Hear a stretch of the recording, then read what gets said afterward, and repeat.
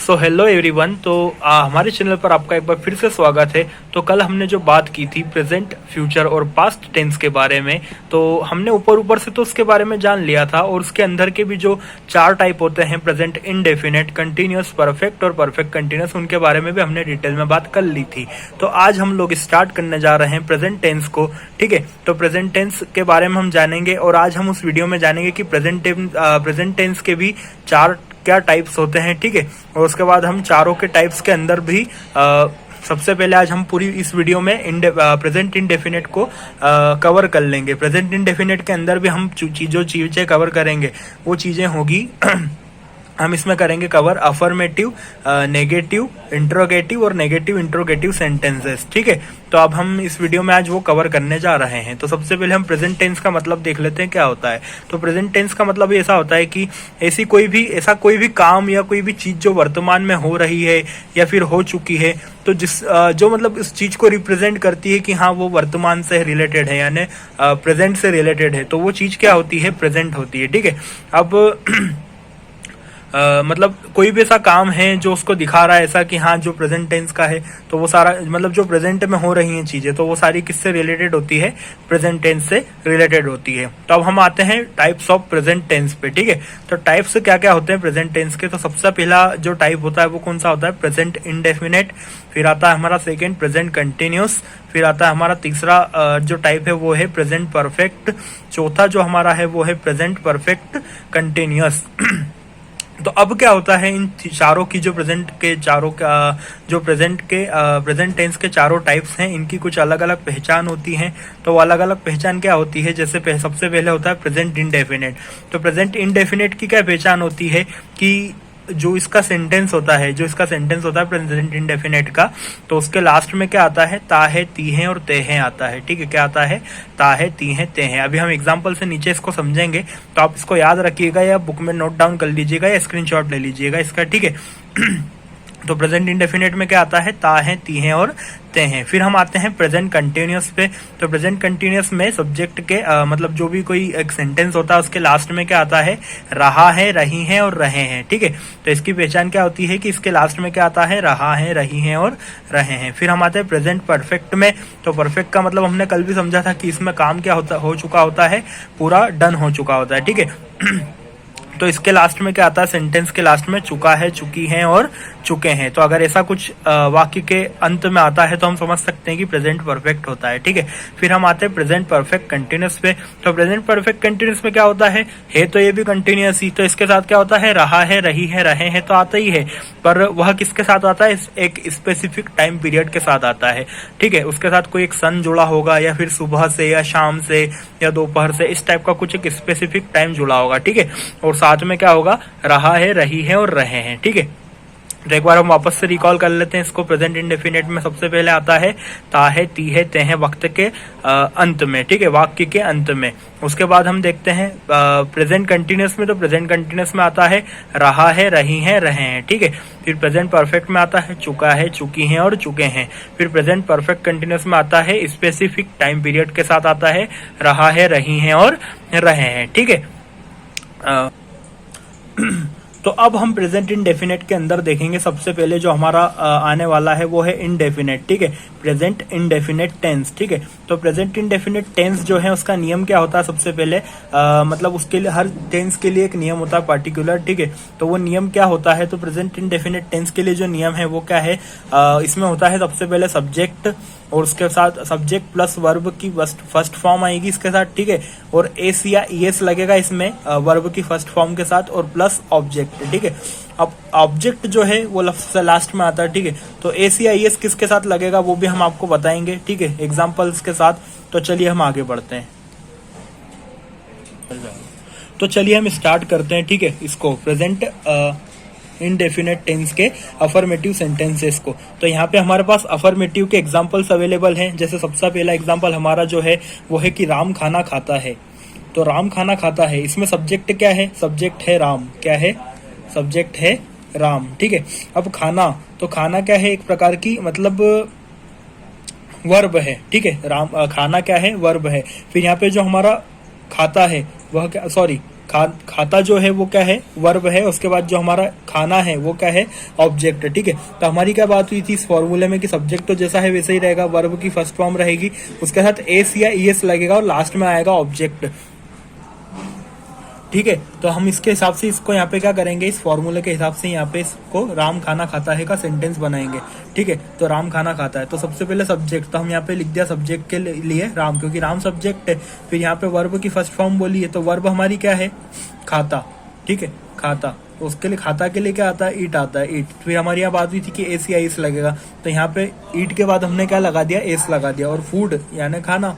ठीक है, तो यहाँ पे लगा दिया राम ईट्स फूड। तो अगर ऐसा सेंटेंस होता है कि राम खाना खाता है, तो वो क्या हो जाएगा, Ram Yeats food, Ram Yeats food. ठीक है, एस या एस का यूज हमको यहाँ पे करना ही है। फिर अगला सेंटेंस है हमारा कि वह बाजार जाता है, तो यहाँ पे हमारा क्या हो जाएगा, वह है हमारा सब्जेक्ट, तो हमने लिख दिया ही। फिर जाता है हमारी वर्ब, तो वर्ब हमने लिख दी, और वर्ब क्या होती है, होती है क्रिया। तो क्रिया क्या है कि हमारी इसमें क्या है, गोस, तो गोस के लिए हमारी क्या है, गोस में हमारा जो है ईएस पहले नहीं लगेगा, हम लिखेंगे बस ही गो। तो ही गो क्या हो जाएगा, गलत, क्योंकि हमने यहाँ पे नियम में क्या लिखा है, एस या ईएस, तो एस तो हमने अभी यहाँ पे लगाया। अब इसका नियम क्या वो भी मैं आपको बता दूंगा कि एस किसके साथ लगता है और ईएस किसके साथ लगता है। तो ही गो, तो गो के साथ हम क्या कर देंगे, ईएस लगा देंगे, तो ही गोस टू मार्केट हो जाएगा। वह बाजार जाता है, तो ही गोस टू मार्केट। ठीक है, फिर यहाँ आता वह टीवी देखता है, तो यहाँ पे क्या आ जाएगा, ही वॉच टीवी, ही वॉच टेलीविजन, या ही वॉच टेलीविजन। ठीक है, तो यहाँ पे ईएस यहाँ पे भी लगा। तो ईएस जो होता है ना, उसका एक मेन नियम है कि वो किसके साथ लगता है, वो कुछ एक स्पेसिफिक वर्ड्स होते हैं उनके साथ ही लगता है, जैसे OX CH। ठीक है, तो इनके साथ ही लगता है। और ओ के साथ मान लो आप ओ के साथ लग सकता है, जैसे यहाँ पे GOES था, गोस। ठीक है, तो ओ था तो उसके पीछे हमने ईएस लगाया।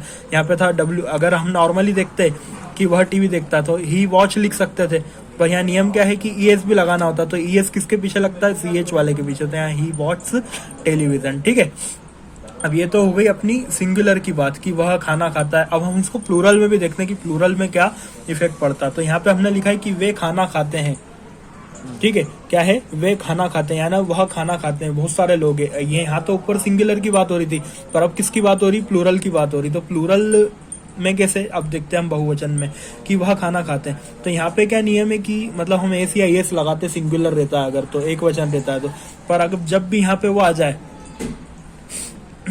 कि वे खाना खाते हैं, तो वहां हमें क्या करना है, एस या एस नहीं लगाना है, बस डायरेक्टली हमें लिख देना है वे खाना खाते हैं। तो वे क्या हो गया, हमारा सब्जेक्ट। ठीक है, तो सब्जेक्ट को हमने लिख दिया दे ईट फूड। ठीक है, क्या आ जाएगा यहाँ पे, दे ईट फूड, यानी वे खाना खाते हैं। फिर इसके बाद एक और है यहाँ पे कि वे फुटबॉल खेलते हैं। ठीक है, तो वे फुटबॉल खेलते हैं, तो उसके लिए क्या हो जाएगा कि दे प्ले फुटबॉल। अगर यहाँ होता कि वह फुटबॉल खेलता है, एक सिंगुलर वचन होता, तो यहाँ पे अपन क्या करते हैं कि ही प्लेस फुटबॉल, एस या एस लगा देते।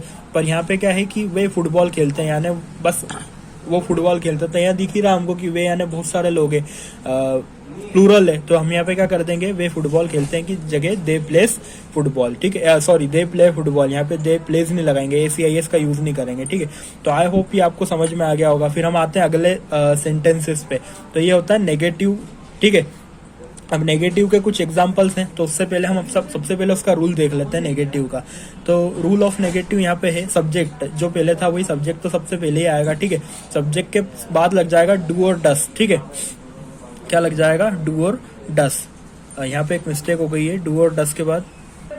ठीक है, यहाँ एक मिस्टेक हो गई थी, तो उसको अपन सुधार लेते हैं। डू और डस के बाद यहाँ पे नॉट भी लगेगा। ठीक है, क्योंकि नेगेटिव है, नेगेटिव बनाने के लिए अपने को वो भी लगाना पड़ेगा। तो सब्जेक्ट, तो इसमें सबसे पहले आएगा सब्जेक्ट प्लस इसमें आ जाएगी डू और डस, क्योंकि हमें अब नेगेटिव बनाना है तो डू और डस यहाँ पे हमको यूज करना पड़ेगी, ये हेल्पिंग वर्ब्स है। ठीक है, फिर यहाँ पे आ जाएगा डू और डस के बाद नॉट, और नॉट के बाद हमारी जो वर्ब की फर्स्ट फॉर्म है, अब जो वर्ब है वो क्या आ जाएगी, चौथे नंबर पे आ जाएगी। ठीक है, सबसे पहले सब्जेक्ट, फिर डू और डस, हेल्पिंग वर्ब प्लस नॉट लगाना है हमें क्योंकि नेगेटिव बनाना है। उसके बाद हम प्लस करके यहाँ पे क्या कर देंगे, वर्ब की फर्स्ट फॉर्म अब यहाँ पे आ जाएगी प्लस ऑब्जेक्ट। ऑब्जेक्ट हमेशा लास्ट में रहता है। ठीक है, तो अब इसके हम कुछ एग्जाम्पल्स देखते हैं। अब जैसे एग्जाम्पल हमने सारे सिमिलर ही लिए हैं, जैसे ऊपर लिए थे राम खाना खाता है, तो अब यहाँ नीचे ले लिया राम खाना नहीं खाता है। ठीक है, तो राम खाना नहीं खाता है, तो इसमें हमारा सब्जेक्ट क्या हो गया, राम, तो मैंने यहाँ पे लिख दिया राम। ठीक है, राम, तो यहाँ पे आ जाएगा राम। उसके बाद यहाँ पे डू और डस की बात हुई थी, तो इसका भी एक नियम है कि डू किसके साथ लगेगा और डस किसके साथ लगेगा। तो डस जो होता है वो हमेशा किसके साथ लगता है, सिंगुलर के साथ लगता है, और जो हमारा डू होता है वो प्लूरल के साथ लगता है जहाँ पे बहुवचन होता है। ठीक है, तो अभी हम यहाँ पे लगाएंगे डस। ठीक है, डस के बाद हमारी जो बात हुई थी कि नॉट। ठीक है, तो राम डज नॉट, और फिर वर्ब की फर्स्ट फॉर्म खाता, यानी खाने के लिए हम लगाते हैं ईट, और क्या खाता, तो खाना। ठीक है, तो Ram does not eat food. ठीक है, Ram does not eat food. अगले एग्जाम्पल पे आते हैं, तो ये आप बना ही सकते हैं, ये भी आप इसमें कैसे करना है इसको, वह, तो उसके वह के लिए आ जाएगा ही, बाजार नहीं जाता है। ठीक है, वह बाजार नहीं जाता है, तो ही वापस से वही सिंगुलर है, तो उसके लिए हम क्या लगा देंगे, डज, और वापस से हमारी जो हमारा जो रूल है उसके हिसाब से does not, he does not go to market. ठीक है, he does not go to market. आगे समझ में, he does not go to market. अब यहाँ पे गोस नहीं होगा। ठीक है, गोस हम जब इनडेफिनेट बनाते थे, मतलब अफर्मेटिव बनाते थे, उसमें होता था। इसमें क्या हो जाएगा, he does not go to market. अब डू के भी दो एग्जाम्पल देख लेते हैं किस टाइप से होते हैं। तो डू के एग्जाम्पल देख लें अगर हम, तो वे खाना नहीं खाते हैं, तो वे के लिए आ जाएगा दे। ठीक है, दे के लिए मैं अपनी क्या बात हुई थी कि प्लूरल जो होता है उसमें क्या लगेगा, डू लगेगा। ठीक है, तो यहाँ कर लेते हैं दे डू नॉट, नॉट आएगा उसके बाद ईट फूड। ठीक है, they do not eat food. तो आपको समझ में आ गया कि किस टाइप से बनाना है। अगर सिंगुलर वचन है तो हमें क्या करना है, डज लगाना है, डज नॉट लगाना है। ठीक है, और अगर प्लूरल हो, बहुवचन हो, तो हमें वहाँ पे क्या लगाना है, डू नॉट लगाना है। वैसे ही अब यहाँ पे है वे फुटबॉल नहीं खेलते हैं, तो इसका भी हम बना सकते हैं they do not play football. ठीक है, अब हम आते हैं सबसे तीसरी चीज पे, इंट्रोगेटिव पे। ठीक है, इंट्रोगेटिव यानी प्रश्नवाचक हम किस टाइप से बनाएंगे। तो प्रश्नवाचक जो है उसके लिए कुछ नहीं है। आपको क्या लगता होगा कि प्रश्नवाचक बनाना है तो वाट आ जाएगा आगे, ऐसा कुछ, या WH फैमिली से कुछ आ जाएगा, वाई वाट, ऐसा कुछ। तो ऐसा कुछ नहीं होता है, सिंपल सा फंडा है, उसका भी एक फॉर्मूला है। ठीक है, फॉर्मूला है, तो फॉर्मूला क्या है, rule of interrogative. Rule of interrogative क्या है कि इसमें जो है डू और डस, हमने जैसे नेगेटिव बनाया था ना कि ही डज नॉट, तो वो डू और डस कहाँ आ जाएंगे, आगे उठ के आ जाएंगे, प्लस जो सब्जेक्ट होगा वो उसके बाद आ जाएगा वर्ब, उसके बाद प्लस वर्ब की फर्स्ट फॉर्म प्लस ऑब्जेक्टिव आ जाएगा। ठीक है, तो अब इसको किस टाइप से करते हैं वो भी अपन देख लेते हैं। ठीक है, तो अब यहाँ पर था कि राम खाना नहीं खाता है। ठीक है, अब यहाँ कर लेंगे हम कि क्या राम खाना खाता है। ठीक है, तो क्या राम खाना खाता है, तो कैसे बनाएंगे, तो हमारी पहले भी बात हुई थी कि एक वचन जो होता है उसके साथ क्या लगता है, डस, हमेशा क्या लगता है, डस। और जो प्लूरल होते हैं, बहुवचन होते हैं, उसके साथ हमेशा, और जो हमारे प्लूरल होते हैं उनके साथ क्या लगता है, तो उनके साथ लगता है डू। ठीक है, तो यहाँ पे अब सबसे पहले बात आ गई कि डू और डस को सबसे पहले लाना है। तो यहाँ पे लिखा है कि क्या राम खाना खाता है, तो राम तो क्या है, सिंगुलर है, तो उसके लिए हम क्या ले आएंगे आगे, डस को। ठीक है, तो डस लिया है आगे, फिर उसके बाद सब्जेक्ट, तो डस, सब्जेक्ट क्या है हमारा, राम, तो डस राम। फिर वर्ब की फर्स्ट फॉर्म, तो वर्ब की फर्स्ट फॉर्म क्या है हमारी, वो है ईट। ठीक है, खाता, क्योंकि खाना ही खाता है वो, तो ठीक है, डज राम ईट, और क्या खाता है, तो खाना, तो डज राम ईट फूड। ठीक है, तो आपको समझ में आ गया किस टाइप से बनाना है, डज राम ईट फूड। ठीक है, अब वो क्या वह बाजार जाता है, तो उसके लिए कैसे बना देंगे, डस ही गो टू मार्केट। ठीक है, यहाँ पे भी वापस से हमको वापस क्या करना है, यहाँ पे गोस नहीं लिखना है, यहाँ लिखना है हमें गो। ठीक है, does he go to market. अब सिंगुलर की तो बात हो गई, अब इसे हम कर लेते हैं प्लूरल की। तो प्लूरल में कैसे बनेगा ये, सो हम अब आते हैं प्लूरल पे। ठीक है, प्लूरल पे कैसे आएंगे, तो यहाँ पे है कि क्या वे खाना खाते हैं। तो अब यहाँ पे बात हो रही है प्लूरल्स की। ठीक है, यानी बहुवचन की। तो बहुवचन कैसे बनेंगे, क्या वे खाना खाते हैं, तो हम अभी हमने क्या करा, सिंगुलर के लिए डस लगाया। ठीक है, तो अब यहाँ पे आगे क्या आ जाएगा, डू आगे आ जाएगा। ठीक है, तो यहाँ पे कर देते हैं do they eat food. Concept समझ में आया, काई के लिए हमने इसको यहाँ पे सेट करा। डू तो हमारा जैसा है कि डू और डस सबसे पहले आएगा, तो डू तो हम सबसे पहले लेके आ गए, और दे यानी वे, ईट फूड, वही हमारा जो पुराना कॉन्सेप्ट चला आ रहा है। फिर क्या है, वो है कि क्या वे फुटबॉल खेलते हैं, तो यहाँ पे सबसे पहले डू दे जो हमारा सब्जेक्ट है वो, और फिर क्या करते हैं, वो फुटबॉल खेलते हैं, तो डू दे प्ले फुटबॉल। ठीक है, ये हमारी वर्ब आ गई, वर्ब की फर्स्ट फॉर्म यहाँ पे हमने जो बताई थी, और ऑब्जेक्ट क्या है, फुटबॉल, तो यहाँ पे क्या आ जाएगा, फुटबॉल। ठीक है, तो डू दे प्ले फुटबॉल। अब सबसे लास्ट जो हमारा बचा है वो बचा है नेगेटिव इंट्रोगेटिव, यानी नकारात्मक भी है ये और प्रश्नवाचक भी है। ठीक है, तो अब ये कैसे होते हैं, तो इसका पहले रूल देख लेते हैं। इसका रूल होता है डू और डस, इसमें सबसे आगे रहेगा जैसा उसमें था, बस इसमें एक चेंज ये आएगा कि डू और डस के बाद हम सब्जेक्ट लिखते हैं तो सब्जेक्ट के बाद इसमें नॉट भी आ जाएगा। ठीक है, बस इतना सा चेंजेस हुआ है कि सब्जेक्ट के बाद यहाँ पे क्या आ जाएगा, नॉट भी आ जाएगा। और फिर वर्ब की फर्स्ट फॉर्म प्लस ऑब्जेक्टिव। ठीक है, तो ये आपका फॉर्मूला है, अगर आप चाहे तो स्क्रीनशॉट ले लें इसका। फिर यहाँ पे आता है क्या राम खाना नहीं खाता है, तो हम यहाँ पे लिख देंगे डस, जैसा यहाँ पे करा था डज राम ईट फूड, तो यहाँ पे आ जाएगा डज राम, हमारी जो बात हुई थी यहाँ पे सब्जेक्ट के बाद क्या आ जाएगा, नॉट। ठीक है, तो यहाँ पे कर देंगे नॉट ईट फूड। ठीक है, does Ram not eat food, क्या राम खाना नहीं खाता है। फिर यहाँ पे आ जाएगा क्या वह बाजार नहीं जाता है, तो डस ही, अब सब तीसरे नंबर पे हमारा है नॉट, तो does he not go to market. और एक बात जो मैं आपको हर बार बोल रहा हूँ, यहाँ पे गोस नहीं आएगा, गो हो जाएगा। ठीक है, येस नहीं लगेगा, वो इनडेफिनेट में लगता था। ठीक है, अफर्मेटिव में। फिर अब हम देख लेते हैं इसको उसमें प्लूरल में कैसे बनेगा। प्लूरल में ऐसे बनेगा, डू आगे आ जाएगा, डू दे, तीसरे नंबर पे नॉट, तो do they not eat food. ठीक है, और इसके मतलब समझ में तो आई क्या होगा, कॉन्सेप्ट क्या है, पूरा सीक्वेंस के हिसाब से चलना है हमको। इसके सीक्वेंस के हिसाब से चलेंगे, सारे फॉर्मूले अगर चलाएंगे तो आप सही साथ सेंटेंस बनाएंगे। ठीक है, तो इसमें कर लेते हैं do they not play football. ठीक है, तो ये हमारा सेंटेंस यहाँ पे बन के तैयार है। और इनकी हमने बनाया किसकी सहायता से, जो भी ये फॉर्मूलेस दे रखे हैं इसकी सहायता से। ठीक है, तो वीडियो को ज़्यादा लंबा नहीं करते हैं, वीडियो को यहीं एंड करते हैं। तो अगर आपको वीडियो अच्छा लगा हो, इससे कुछ नॉलेज मिला हो, तो आप हमारे वीडियो को लाइक करें, चैनल को सब्सक्राइब करें। और आज हमने जो है वो टॉपिक कवर करा था, उस टॉपिक का नाम है प्रेजेंट इंडेफिनेट। ठीक है, और प्रेजेंट इंडेफिनेट के भी अंदर हमने अभी आज जैसे 4 इंडेफिनेट के अंदर अफर्मेटिव और ये सारे कवर किए हैं, उस टाइप से अब हम कल के वीडियो में कंटिन्यूस कवर करेंगे प्रेजेंट कंटिन्यूस को। उसके अंदर भी हम अफर्मेटिव, नेगेटिव, इंट्रोगेटिव और नेगेटिव इंट्रोगेटिव बनाएंगे। ठीक है, तो अगर वीडियो अच्छा लगे तो प्लीज लाइक करें और शेयर करें।